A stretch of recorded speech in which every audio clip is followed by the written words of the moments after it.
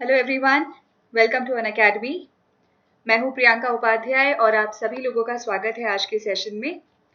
अन academy, जैसा आप लोग सभी जानते हैं, it is the number one platform for e learning, जहां पर आपको सारे टॉप एजुकेटर्स का गाइडेंस मिलता है अलग अलग सब्जेक्ट्स के लिए।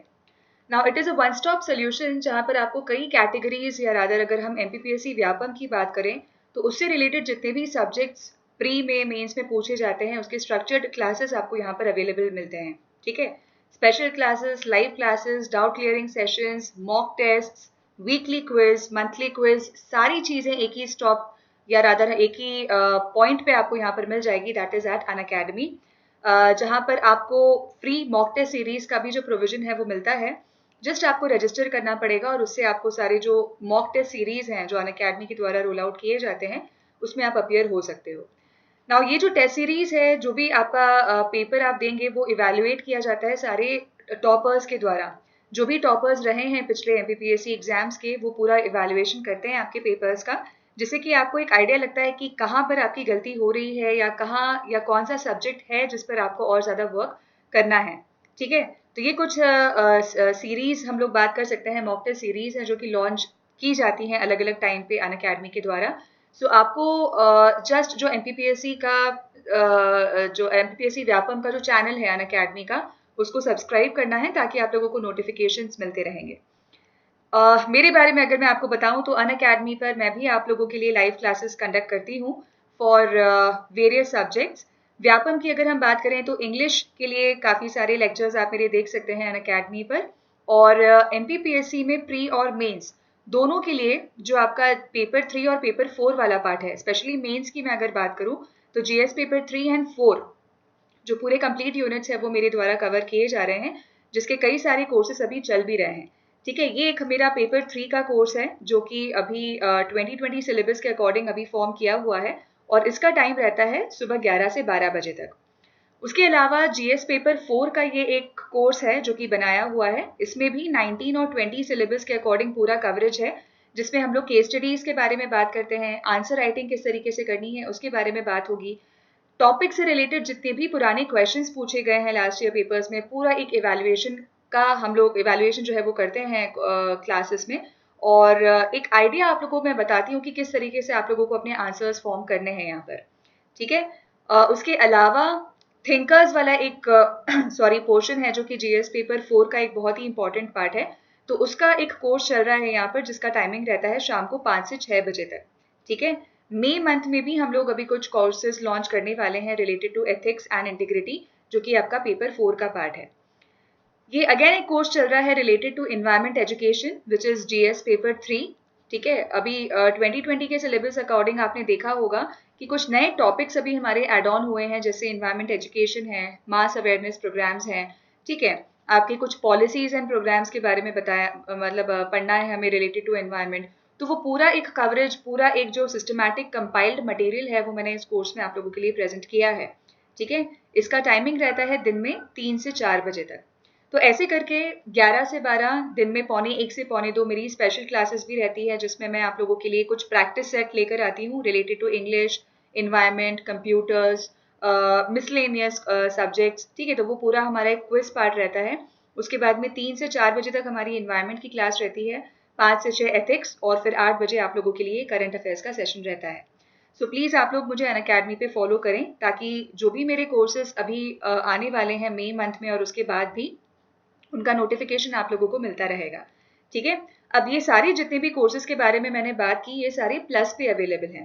प्लस पे आने के लिए आप लोगों को एक सब्सक्रिप्शन लेना होता है, तो अलग अलग ड्यूरेशन के लिए अलग अलग फीस रहती है। तो से फॉर एग्जाम्पल अगर आप 12 महीने के लिए सब्सक्रिप्शन लेते हैं तो उसकी फीस रहती है 7,000 रुपीज़। बट इसमें डिस्काउंट आप अवेल कर सकते हो। यहीं पे नीचे आप देख पा रहे होंगे एक बॉक्स है जिसमें लिखा रहता है हैव अ रेफरल कोड, है ना। तो यहाँ पर आप इस कोड का यूज करें, upadhyay.priyanka9, ये मेरा रेफरल कोड है। इससे आपको डायरेक्ट 10% का डिस्काउंट यहाँ पर मिल जाएगा और 6300 में आपको पूरे एक साल की जो फीस है वो पे करनी रहेगी, जहाँ पर आप पूरे साल भर तक जितने भी इंपॉर्टेंट कोर्सेज हैं मेरे द्वारा, दूसरे एडुकेटर्स के द्वारा, सबको आप यहाँ पर एंजॉय कर सकते हो।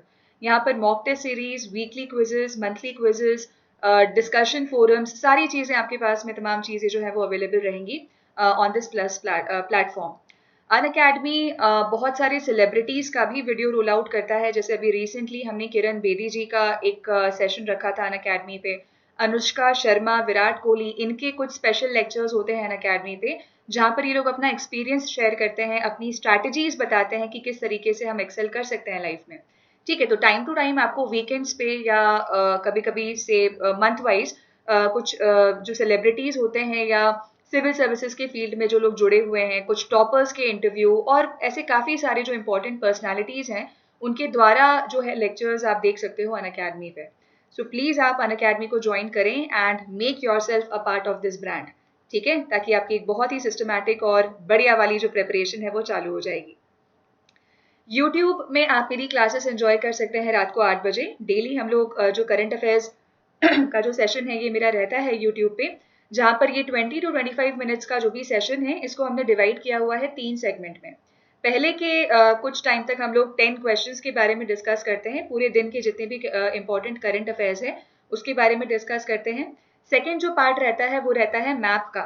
मध्य प्रदेश का एक मैप मैं आपको बताती हूँ और उसमें एक लोकेशन के बारे में हम लोग डिस्कस करते हैं। वो क्वेश्चन आप लोगों को दिन में ही अपलोड कर दिया जाता है यूट्यूब और टेलीग्राम लिंक्स पे, और उसका आंसर अभी हम लोग डिस्कस करते हैं इस क्लास में। ठीक है, और उसके बाद में पिछले दिन के जितने भी मोस्ट इंपॉर्टेंट क्वेश्चंस हैं उसका एक क्विक रिवीजन यहाँ पर किया जाता है। तो ये जो सीरीज है हमारी ये अभी अप्रैल मंथ से ही चालू हुई है, जो भी कंटिन्यूड रहेगी। तो डेली आप लोग प्लीज ये जो सेशन है उसको अटेंड करें और अपनी करंट अफेयर्स की जो प्रेपरेशन है उसको कंटिन्यूड रखें। ठीक है, चलिए शुरू करते हैं आज के पहले क्वेश्चन से। रादर आज का एजेंडा मैंने आपको बता ही दिया है। कुछ इंपॉर्टेंट क्वेश्चंस के बारे में हम लोग बात करेंगे, एमपी जीके का एक लोकेशन यहाँ पर डिस्कस किया जाएगा, और कल के जितने भी क्वेश्चंस हमने डिस्कस किए थे उसमें से मोस्ट इंपॉर्टेंट 5 के बारे में हम लोग बात करेंगे। चलिए, तो पहला क्वेश्चन है हमारा आज का कि जरीना हाशमी जिनका हाल ही में निधन हो गया है वह एक क्या थी? भारतीय कलाकार, एथलीट, हिंदी फिल्म अभिनेत्री या फिर प्रसिद्ध गणितज्ञ? यहाँ पर हमारा सही आंसर हो जाएगा भारतीय कलाकार। ठीक है, she was an Indian artist जिनका अभी 83 ईयर्स की जो एज है वहां पर उनका निधन हो गया है। तो ये एक इंडियन आर्टिस्ट हैं जो कि यूएसए में रहती थी, और जितने भी इनके पेंटिंग्स अगर हम देखेंगे तो वो बहुत ही मतलब जो कंट्री का जब पार्टीशन हुआ था, है ना, और जो मतलब उस थीम पर पूरी इनकी जो पेंटिंग्स है वो बेस्ड रहती हैं।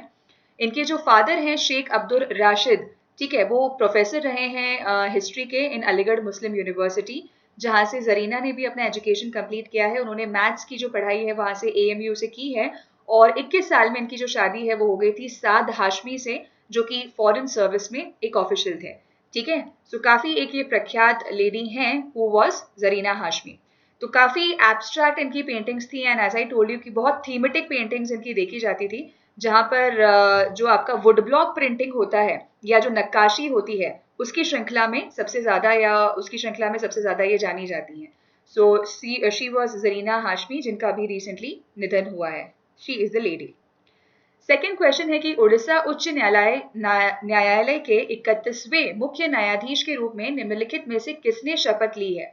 Justice Mohammad Rafiq, justice Ranjan Gogoi, justice Sharad Arvind Bobde या फिर जस्टिस दीपक मिश्रा? यहाँ पर सही आंसर हो जाएगा option number A, justice Mohammad Rafiq ने। रफीक जी की अगर हम लोग बात करेंगे तो 27 अप्रैल 2020 को उन्होंने उड़ीसा हाईकोर्ट में 31st चीफ जस्टिस के रूप में यहाँ पर ओथ लिया है। इससे पहले जो रफीक जी हैं वो चीफ जस्टिस रहे हैं मेघालय हाई कोर्ट के। ठीक है, और उसके पहले ही has been change to the Orissa high court with the advice and instructions of the supreme court and the president. ठीक है, तो उड़ीसा जो हमारा हाई कोर्ट है इसमें आने के पहले वो मेघालय हाई कोर्ट के चीफ जस्टिस रहे हैं, और 1960 में, ठीक है, 1960 में जो है इनका जन्म हुआ था in Sujangarh of Churu district of Rajasthan. Rajasthan में ये जन्मे हैं, जिनका अभी रिसेंटली यहाँ पर अपॉइंटमेंट हुआ है as the chief justice of Orissa high court. तो काफी सारे इन्होंने जो कॉम्प्लिकेटेड या कॉम्प्लेक्स केसेस हैं रिलेटेड टू टैक्स या रिलेटेड टू कस्टम एक्साइज या रिलेटेड टू लैंड एक्विजिशन, ठीक है, तो कई सारे जो कॉम्प्लेक्स केसेस हैं इन्होंने इनको हैंडल किया हुआ है। 2006 में इनका अपॉइंटमेंट हुआ था एज अ जज in the Rajasthan high court also. ठीक है, सो 2019 में 12 अक्टूबर को इन्होंने 2 बार ही has worked twice as the chief justice of Rajasthan high court with success. ठीक है, दैट वाज ट्वाइस। तो 2019 में 12 अक्टूबर तारीख के अंदर वह राजस्थान हाई कोर्ट के कार्यकारी मुख्य न्यायाधीश के तौर पर दो बार सफलता के साथ कार्य उन्होंने संपादन किया हुआ है। ठीक है, तो चीफ जस्टिस ये इन्होंने अपॉइंट हुए थे ये मेघालय हाई कोर्ट के इन 2019, और मोहम्मद रफीक जो हैं इनको ट्रांसफर किया गया था मेघालय हाई कोर्ट से to the Odisha high court on April 18, 2020।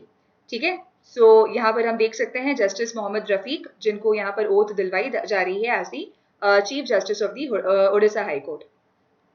तीसरा क्वेश्चन है हमारा कि निम्नलिखित में से कौन सा अस्पताल कोविड-19 के उपचार के लिए प्लाज्मा थेरेपी शुरू करने वाला पहला सरकारी अस्पताल बन गया है? डॉक्टर राम मनोहर लोहिया अस्पताल, किंग एडवर्ड मेमोरियल अस्पताल, किंग जॉर्ज मेडिकल यूनिवर्सिटी या फिर संजय गांधी स्नातकोत्तर आयुर्विज्ञान संस्थान। यहाँ पर हमारा सही आंसर हो जाएगा किंग जॉर्ज मेडिकल यूनिवर्सिटी। ठीक है, जहां पर अभी प्लाज्मा थ्योरी से जो कोविड-19 पेशेंट्स है उनका अभी ट्रीटमेंट किया जाएगा।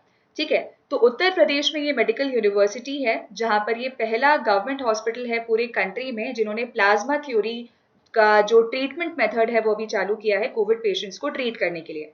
अब यहाँ पर जो पहला ये एक थ्योरी एक्सपेरिमेंटेशन किया गया था, यहाँ पर जो 58 ईयर्स के एक कोविड पेशेंट थे जिनको वेंटिलेटर पे अभी रखा हुआ था कोविड के चलते, और ये देखा गया था कि जब ये थ्योरी ट्रांसप्लांटेशन की गई थी तो ये रिकवर करने लगे थे।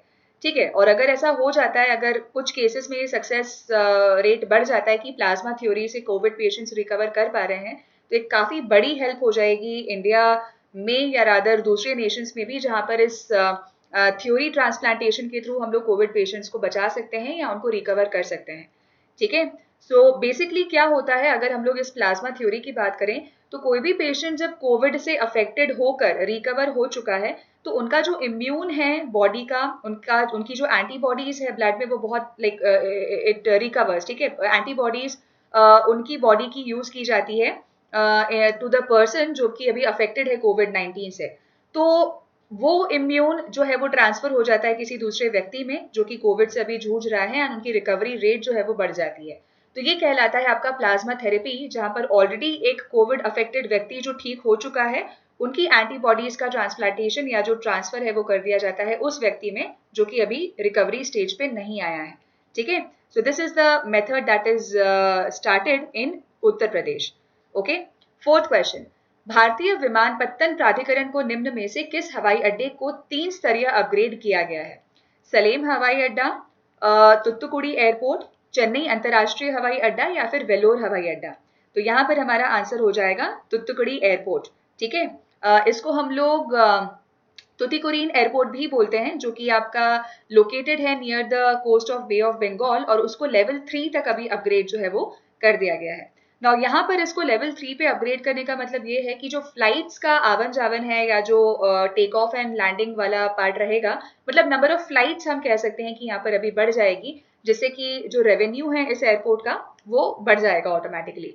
ठीक है, तो पहले यहाँ का जो रनवे था बहुत छोटा था एंड इतनी ज़्यादा अकोमोडेटिव नहीं हो पाती थी फ्लाइट्स के लिए, मतलब बहुत easy going and incoming of flights possible नहीं हो पाती थी। तो अभी इसका जो पूरा पार्ट है, रनवे वाला पार्ट जो है थोड़ा सा बड़ा करके इसको लेवल 3 पर लाया गया है, जहाँ पर ज़्यादा से ज़्यादा फ्लाइट्स का आवन जावन यहाँ पर देखा जा सकेगा। तो दीज आर द प्लान्स, ये जो कुछ प्लान्स हैं to start the flights from this airport to Thiruvananthapuram, Kochi and Madurai. ठीक है, तो यहाँ से कोची, मदुरई और जितने भी रिलेटेड एरियाज हैं वहाँ की फ्लाइट्स की जो इनकमिंग एंड आउटगोइंग है उसको बढ़ाने के लिए ये डिसीजन अभी लिया गया है। ठीक, तो टुटीकोरिन के बारे में अगर हम लोग बात करेंगे तो ये तमिलनाडु में स्थित है। ठीक है, this is located in Tamil Nadu, और चेन्नई से अगर हम बात करें तो 580 किलोमीटर्स की डिस्टेंस पे ये स्थित है। ठीक है, इसका जो रनवे था जैसा मैंने आपको बताया कि काफ़ी छोटा था, बट अब इसको अपग्रेड किया जा रहा है ताकि जो एयरलाइंस का या जो एयरवेज का ट्रैवल है वो इजीली यहाँ पर किया जा सके, ज़्यादा से ज़्यादा जो ट्रैवल है एयर फ्लाइट्स का वो यहाँ पर किया जा सके। ठीक है, सो यहाँ पर it can handle a maximum of 75 passengers and a parking space of 1 small aircraft at a time. ठीक है, कनेक्टिविटी पार्ट को यहाँ पर बढ़ावा देने के लिए या इनकी कनेक्टिविटी जोन को बढ़ाने के लिए this has been upgraded to level 3, जहाँ पर ज़्यादा से ज़्यादा फ्लाइट्स अभी आ पाएंगी, और इनका ये जो स्पेस के बारे में मैंने आपको बताया इसमें भी एडवांसमेंट अभी किया जाएगा। ठीक है, नाउ ओनर की हम लोग बात करें तो it is ministry of civil aviation, जो प्रचालक हैं that is airport authority of India, and इसको ओपन अप किया गया था 1992 में, that is 28 years ago. Fifth question है कि मध्य प्रदेश के किस प्रमुख खनन जिले में बच्चों के लिए क्रैश यानी कि शिशु गृह खोले गए हैं? अलीराजपुर, भिंड, मुरैना या फिर अनूपपुर? तो यहाँ पर हमारा सही आंसर हो जाएगा अनूपपुर। ठीक है, अनूपपुर में जो प्रमुख खनन जिले में बच्चों के लिए क्रैश खोले गए हैं। नाउ यहाँ पर एक रिपोर्ट के according, centre for science and environment report, ठीक है, इनके अकॉर्डिंग जो क्रैश है वो खोले गए हैं बच्चों के लिए इन 2 माइनिंग डिस्ट्रिक्ट्स ऑफ इंडिया। ठीक है, एक तो हमारा जो है ओपन अप किया गया है केंदुझर में विच इज इन उड़ीसा, और दूसरा ओपन अप किया गया है अनूपपुर में that is in Madhya Pradesh. ठीक है, तो यहाँ पर जो विलेजर्स हैं, जो लोकल लोग हैं, कुछ नॉन प्रॉफिट ऑर्गेनाइजेशंस हैं, उनके साथ में मिलकर बच्चों का जो माल न्यूट्रिशन वाला फैक्टर होता है, जहां पर वो कुपोषण मतलब फेस कर रहे होते हैं या कुपोषित रहते हैं, तो उन बच्चों का यहाँ पर ध्यान रखने के लिए ये जो क्रैश है ये ओपन अभी किए गए हैं। ठीक है, तो यहाँ पर जैसा हम लोगों को पता है कि कोई भी अगर बच्चा रहता है 3 साल तक के लिए उनका न्यूट्रिशन का ध्यान बहुत अच्छी तरीके से रखना होता है ना, ताकि वो लॉन्ग टर्म तक बहुत अच्छे से रह पाए, हेल्दी रह पाए। तो इस वजह से ये जो क्रैश है वो अभी ओपन किए गए हैं, जहाँ पर 3 साल तक के बच्चों को यहाँ पर जो पोषण उनको देना चाहिए या जो पोषण की आवश्यकताएं होती है उसको यहाँ पर पूरा किया जाएगा। ठीक है, तो अनूपपुर की अगर हम लोग बात करें, जो मध्य प्रदेश का पार्ट है, यहाँ पर 40% जो बच्चे हैं वो कम वजन वाले और 33% बच्चे ऐसे हैं जो बौने हैं। मतलब ये कहीं ना कहीं जो पोषण तत्वों के ना होने के कारण होता है। ठीक है, तो माल न्यूट्रिशन की वजह से ये सारी चीजें जो है वो डेवलप होती हैं, और उनका कंपनसेशन या उनको वो पूरी तरीके से न्यूट्रिशंस देने के लिए ये जो क्रैश है अभी ओपन किए गए हैं। ठीक, तो फुलवाड़ी क्रैश जो है यहाँ पर अभी इस्टेब्लिश किया गया है under an agreement with the institution of public health cooperation, that is जन स्वास्थ्य सहयोग। ठीक है, जहां पर ये जो हेल्थ वाला पार्ट है, न्यूट्रिशनल प्रॉब्लम्स जो है वो बच्चों की, वो यहाँ पर ध्यान में रखी जाएगी। ठीक, यहाँ पर जो लोकल लोग हैं यानी कि जो आपके गांव की महिलाएं हैं उनको भी यहाँ पर इंक्लूड किया जाएगा, जो इन बच्चों की जो पूरी देखभाल है वो यहाँ पर कर सकेंगी। ठीक है, तो ये आप देख सकते हैं इंडिया का पूरा मैप है, जिसमें ये वाला जो पोर्शन आप देख सकते हैं, this is the part of your Anuppur. ठीक है, ये एक छोटा सा पोर्शन है which you can see, that is Anuppur. चलिए, नेक्स्ट क्वेश्चन इज कि दूध टोरंटो स्पेशल ट्रेन के संदर्भ में निम्नलिखित कथनों पर विचार करें। 2 स्टेटमेंट्स यहाँ पर हमें बताए गए हैं, जहां पर लिखा हुआ है कि पहला स्टेटमेंट इज दक्षिण मध्य रेलवे ने चित्तूर से दिल्ली तक दूध की आपूर्ति के लिए दूध टोरंटो स्पेशल ट्रेनें शुरू की है। सेकेंड क्वेश्चन है कि ये रेनीगुंटा और हजरत निजामुद्दीन के बीच जो है वो चलेंगी। तो यहाँ पर दोनों स्टेटमेंट्स हमारे सही हैं। ठीक है, दोनों स्टेटमेंट्स हमारे सही हैं। अब इस दुरंतो एक्सप्रेस की अगर हम लोग बात करें तो 26 अप्रैल 2020 को ये जो स्पेशल ट्रेन है वो चालू की गई थी, जहां पर चित्तूर जो कि आंध्र प्रदेश में है, वहां से लेकर दिल्ली तक मिल्क सप्लाई करने के लिए ये ट्रेन का जो अभी स्टार्टिंग है वो किया गया है। ठीक है, क्योंकि अभी जो फ्रेट ट्रेन यानी कि जो मालगाड़ियां हैं वो नहीं चल पा रही है कोविड-19 के लॉकडाउन के दौरान, तो ये स्पेशल ट्रेन अभी लॉन्च की गई हैं।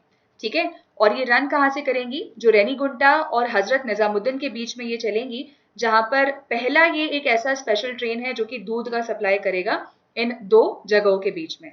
ठीक है, so as I told you, lockdown के दौरान पूरी सारी जो ट्रेन्स हैं, जो ट्रांसपोर्ट फैसिलिटीज हैं, सब अभी निलंबित कर दी गई हैं। इस वजह से ये स्पेशल ट्रेन का अभी जो प्रोविजन है वो अभी चालू किया हुआ है। ठीक है, चलिए आगे बढ़ते हैं। 7th क्वेश्चन है कि हाल ही में समाचार में देखा गया अभ्यास पिच ब्लैक 2020 निम्नलिखित में से किस देश द्वारा संचालित किया जाता है? अमेरिका, जापान, ऑस्ट्रेलिया या फिर भारत? तो यहाँ पर हमारा आंसर हो जाएगा अमेरिका।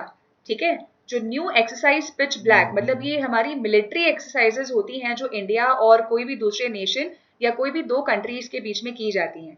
ठीक है, तो अभी ऑस्ट्रेलिया ने इन्फॉर्म किया है इंडिया को कि ये जो एक ट्रेनिंग एक्सरसाइज होने वाली थी, मिलिट्री ट्रेनिंग एक्सरसाइज, उसको अभी हम लोग जो है कैंसिल कर रहे हैं, क्योंकि कोविड का अभी जो प्रकोप है, जो सिचुएशन अभी अराइज हुई है पूरे विश्व भर में, उसके कारण उसको अभी पोस्टपोन किया गया है। तो ये जो पिच ब्लैक 2020 है, ये आपका एक मिलिट्री एक्सरसाइज है जो कि ऑस्ट्रेलिया और इंडिया के बीच में अभी होना था। ठीक है, तो अभी जो इसका सेशन होगा दैट विल बी इन 2022। ठीक, पिछला जो एडिशन था पिच ब्लैक का 2018 में, वहां पर Indian air force had first time deployed fighter aircraft. ठीक है, 2018 में जो इंडियन एयरफोर्स है उनके साथ में ऑस्ट्रेलिया का जो मिलिट्री एक्सरसाइज मिशन है वो किया गया था। ठीक है, तो ऐसे करके काफी सारे नेशंस के साथ में या इंडिया और ऑस्ट्रेलिया के बीच में जो मिलिट्री एक्सरसाइजेज होती हैं, that is considered as the like that happens from time to time, और अभी का जो ये पिच ब्लैक फंक्शन है ये अभी पोस्टपोन कर दिया गया है 2022 तक, ठीक है। So the bilateral naval exercise AUSINDEX है ना, last year saw the participation of the largest Australian contingent ever to India with over 1000 personnel. 2019 में जो ये दोनों नेशंस का एक एक्सरसाइज रखा गया था जिसका नाम था ऑस इंडेक्स, ऑस्ट्रेलिया से ऑस और इंडिया से IND। तो ये एक एक्सरसाइज था जहां पर काफी सारे ऑस्ट्रेलियन जो स्टाफ मेंबर्स हैं, नेवी मेंबर्स हैं, नेवी पर्सनल जो हैं, ऑलमोस्ट मतलब 1000 की गिनती में वो उन्होंने यहाँ पर इस इवेंट में पार्टिसिपेशन अपना किया हुआ था, ठीक है। पिच ब्लैक एक्सरसाइज अगर मैं आपको बताऊं तो ये एक तरीके का अंतर्राष्ट्रीय सहयोग स्थापित करने वाला कार्यक्रम है जिसमें सभी स्तर के जो सैन्य संबंध बनाने और इनका विस्तार करने वाले क्षेत्रीय गठबंधन और संबंध देशों की सेनाओं द्वारा यहाँ पर भाग लिया जाता है, ठीक है। इसमें युद्ध के जैसे माहौल बना के आक्रामक काउंटर एयर जिसको OCA बोलते हैं और रक्षात्मक काउंटर एयर DCA युद्ध अभ्यास के साथ ज्ञान और अनुभव के आदान प्रदान के लिए एक अनूठा अवसर यहाँ पर प्रदान किया जाता है, ठीक है। तो that is basically a hub जहाँ पर नॉलेज शेयरिंग होती है, एक्टिविटीज की पूरी ट्रेनिंग होती है कि मिलिट्री ऑपरेशंस में या मिलिट्री अगर कोई से फाइट बैक अगर करना है ना, उस सेगमेंट में तो किस तरीके से किया जाना चाहिए या क्या क्या स्ट्रैटेजीज यहाँ पर फॉलो की जानी चाहिए। चलिए आगे बढ़ा जाए। 8वां क्वेश्चन है हमारा कि हाल ही में जारी की गई विश्व सैन्य व्यय 2019 की रिपोर्ट में रुझानों के बारे में निम्नलिखित में से कौन सा सही है। यह report Stockholm international peace research institute SIPRI द्वारा जारी की गई है। सेकेंड स्टेटमेंट है कि चीन $261 बिलियन का दूसरा सबसे बड़ा खर्च करने वाला देश है। थर्ड स्टेटमेंट है कि भारत 2018 में चौथे स्थान से बढ़कर 2019 में तीसरे स्थान पर पहुंच गया। तो यहाँ पर इस रिपोर्ट के अकॉर्डिंग या जो ये वर्ल्ड मिलिट्री एक्सपेंडिचर जो रिपोर्ट आती है उसके अकॉर्डिंग ये तीनों स्टेटमेंट बिल्कुल सही है, ठीक है। इनकी डिटेल्स के बारे में अगर मैं बात करूं तो सिप्री यानी कि Stockholm international peace research institute ये एक स्वीडन की इंस्टीट्यूट है, एक हम कह सकते हैं कि इंस्टीट्यूशन है जो कि एक रिपोर्ट यहाँ पर पब्लिश करता है वर्ल्ड मिलिट्री एक्सपेंडिचर से रिलेटेड कि मिलिट्री की फील्ड में कौन सी कंट्री ने कितना एक्सपेंडिचर अभी किया हुआ है, ठीक है। सो यहाँ पर देखा गया था कि जो ग्लोबल मिलिट्री स्पेंडिंग हुई थी 2019 में that was 2.2% of the global gross domestic product। जो भी GDP वैल्यूएशन यहाँ पर देखा गया था उसका 2.2% was a part of the global military spending, ठीक है। जो 2010 से अगर हम लोग कंपेयर करेंगे तो 7% ज्यादा था, which is a very good sign कि मिलिट्री फील्ड में अगर हम लोग इन्वेस्टमेंट कर रहे हैं या अपना जो निवेश है या रादर अगर एक्सपेंडिचर किया जा रहा है तो वो कहीं ना कहीं कंट्री के सेफ्टी और सिक्योरिटी कंसर्न से ही रिलेटेड है, ठीक है। डेटा के बारे में अगर हम लोग बात करेंगे तो यूनाइटेड नेशंस ने $732 बिलियन यहाँ पर स्पेंड किए थे मिलिट्री के सेगमेंट में। चाइना ने किया हुआ है $261 billion. India is in the third rank और उन्होंने किया हुआ है $71.1 बिलियन। रशिया ने किया हुआ है $65.1 बिलियन और सऊदी अरेबिया ने किया हुआ है $61.9 बिलियन, ठीक है। सो ये आपका पूरा स्टैटिस्टिक्स है जहां पर मिलिट्री एक्सपेंडिचर को लेकर यहाँ पर बात की गई है। 9th क्वेश्चन है कि केंद्र सरकार ने औद्योगिक विवाद अधिनियम के प्रावधानों के तहत बैंकिंग उद्योग को 21 अक्टूबर तक 6 माह की अवधि के लिए सार्वजनिक उपयोगिता सेवा घोषित किया है। औद्योगिक विवाद अधिनियम किस भारतीय कानून को नियंत्रित करता है? कर कानून, परिवहन कानून, आर्थिक कानून या फिर श्रम कानून? तो यहाँ पर हमारा सही आंसर हो जाएगा लेबर लॉ, ठीक है। यहाँ पर जो सेंट्रल गवर्नमेंट है उन्होंने अभी डिक्लेयर कर दिया है बैंकिंग इंडस्ट्री को as a public utility service, ठीक है, 21 अक्टूबर तक under the industrial dispute act. अब इसके तहत क्या होगा कि जो बैंकिंग पर्सनल है या जो बैंकिंग स्टाफ मेंबर्स है वो किसी भी तरीके के स्ट्राइक पे नहीं जा पाएंगे, क्योंकि अधिकतर ये देखा गया है कि बैंकिंग इंडस्ट्री के ही जो लोग होते हैं किसी न किसी रीजन से, भले ही वो सैलरी उनको ठीक टाइम पे नहीं मिल रही है या फिर उनकी कुछ नीड्स एंड रिक्वायरमेंट्स पूरी नहीं हो पा रही है, तो इस चक्कर में वो लोग बार बार स्ट्राइक पे जाते हैं। और इसीलिए अभी यहाँ पर ये डिसीजन लिया गया है under the ministry of labour and employment कि कोई भी बैंकिंग पर्सनल जो है वो अभी किसी भी तरीके की स्ट्राइक पे या अपना जो वर्क एरिया है वो छोड़कर अभी नहीं जा पाएगा, ठीक है। अगर इस डिस्प्यूट एक्ट के बारे में हम लोग बात करें तो ये इंडियन लेबर लॉज को गवर्न करता है और इसका मेजर ऑब्जेक्टिव ये है कि जो वर्क कल्चर है इंडियन इंडस्ट्रीज का उसको मेंटेन करे अच्छे तरीके से, एम्प्लॉयज वहां पर सेटिस्फाइड रहें और एक अच्छा स्मूथ फंक्शनिंग जो है वो चल पाए इंडस्ट्रीज का। 10th क्वेश्चन है कि निम्नलिखित में से किसे हाल ही में एथलेटिक्स इंटीग्रिटी यूनिट द्वारा 4 साल के लिए प्रतिबंधित किया गया है? झूमा खातून, सबा खान, श्रुति केडिया या फिर दीपिका कुमारी?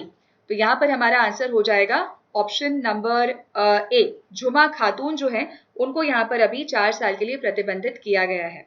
ठीक है, सो यहाँ पर ये एक मिडिल डिस्टेंस रनर है हु इज झूमा खातून, जिनको 4 साल के लिए अभी जो है मतलब बैन कर दिया गया है इनको। ठीक है, that she will not be able to participate in any of the running events. एक डोपिंग केस में इनका जो जो मतलब एग्जामिनेशन किया गया था वो पॉजिटिव निकला है।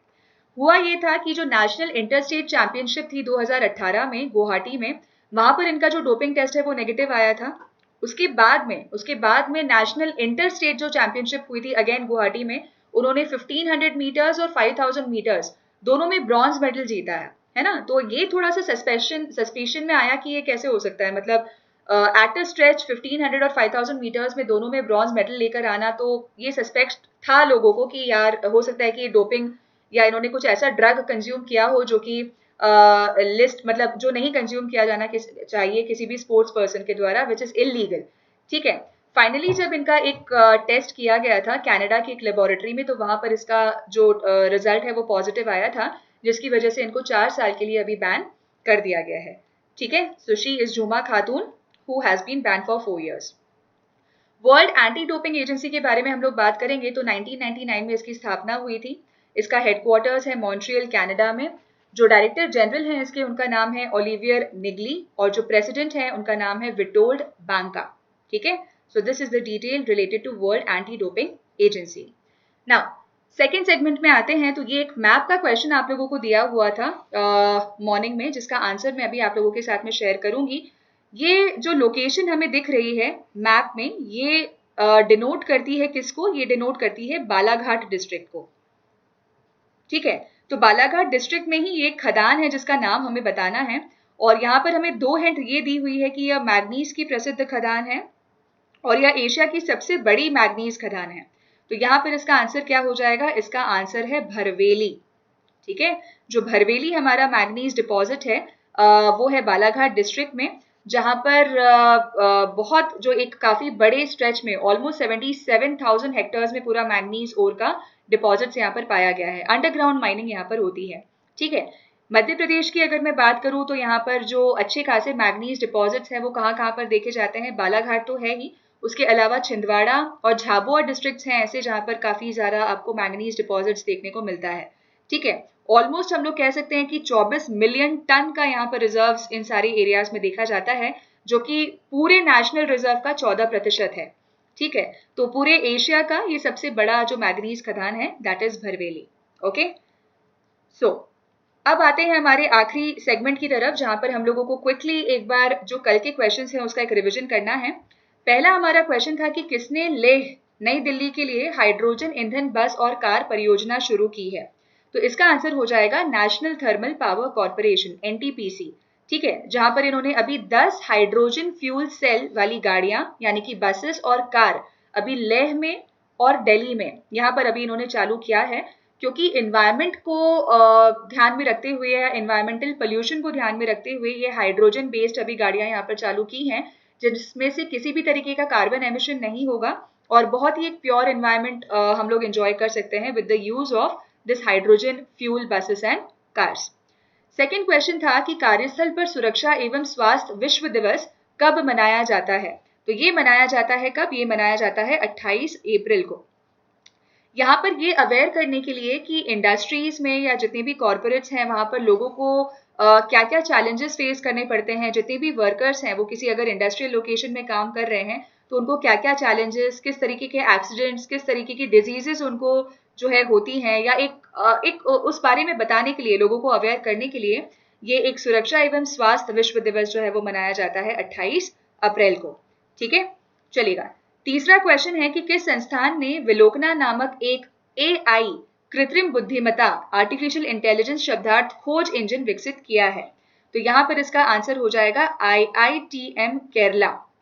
ठीक है, Indian institute of information technology Kerala ने ये विलोकना नाम का एक आर्टिफिशियल इंटेलिजेंस जो है वो यहाँ पर एक डिवाइस यहाँ पर सेटअप किया हुआ है, जहाँ पर कोविड-19 से रिलेटेड जितने भी इम्पॉर्टेंट हम कह सकते हैं कि इनोवेशंस या इजी सोल्यूशन फॉर कोविड-19 को पता करने के लिए ये एक आर्टिफिशियल इंटेलिजेंस यूनिट है जो कि अभी विकसित किया गया है IITM केरला के द्वारा। ठीक है, फोर्थ क्वेश्चन है हमारा कि किस देश ने हाल ही में अपराध के लिए कोड़े लगाने की जो सजा है वो बंद कर दी है? तो इसका सही आंसर था सऊदी अरेबिया। सऊदी अरेबिया में जो ह्यूमन राइट्स हैं उनका बहुत ज़्यादा जो हम कह सकते हैं कि उल्लंघन हम कह लें या फॉलो जो है वो नहीं किया जाता है, और उसी चीज़ को ध्यान में रखते हुए अभी जो किंग सलमान है वहाँ के और उनके जो बेटे हैं क्राउन प्रिंस मोहम्मद बिन सलमान, उन दोनों ने मिलकर ये डिसाइड किया है या रादर ये डिक्लेयर किया है कि अभी ये जो कोड़े लगाने की सज़ा है उसको बंद किया जाएगा। एक और चीज़ जो यहाँ पर अभी फॉलो की जा रही है वो ये है कि बच्चे, वहाँ पे बच्चे अगर 18 साल से कम के हैं और अगर उन्होंने कोई क्राइम किया है या कोई भी क्रिमिनल एक्ट में अगर वो एंटर होते हैं तो उनको डेथ पेनल्टी अभी नहीं दी जाएगी। ठीक है, उनको डेथ सेंटेंस जो है वो नहीं दिया जाएगा। तो ये दो मेजर अभी डिक्लेरेशंस हुए हैं इन सऊदी अरेबिया। पांचवा क्वेश्चन है कि कौन सी सरकार कोरोना रोगियों के उपचार के दौरान मानसिक तनाव को कम करने के लिए आनंद संस्थान यानी कि हैप्पीनेस डिपार्टमेंट को उपयोग में लाएगी? तो हमारा MP मध्य प्रदेश जो है अभी हैप्पीनेस डिपार्टमेंट को यहाँ पर इंक्लूड करेगी, जहाँ पर जितने भी कोविड-19 पेशेंट्स हैं उनका स्ट्रेस लेवल कम करने के लिए, उनको थोड़ा सा अच्छा फील कराने के लिए ये जो आनंद संस्थान है उसका उपयोग यहाँ पर किया जाएगा।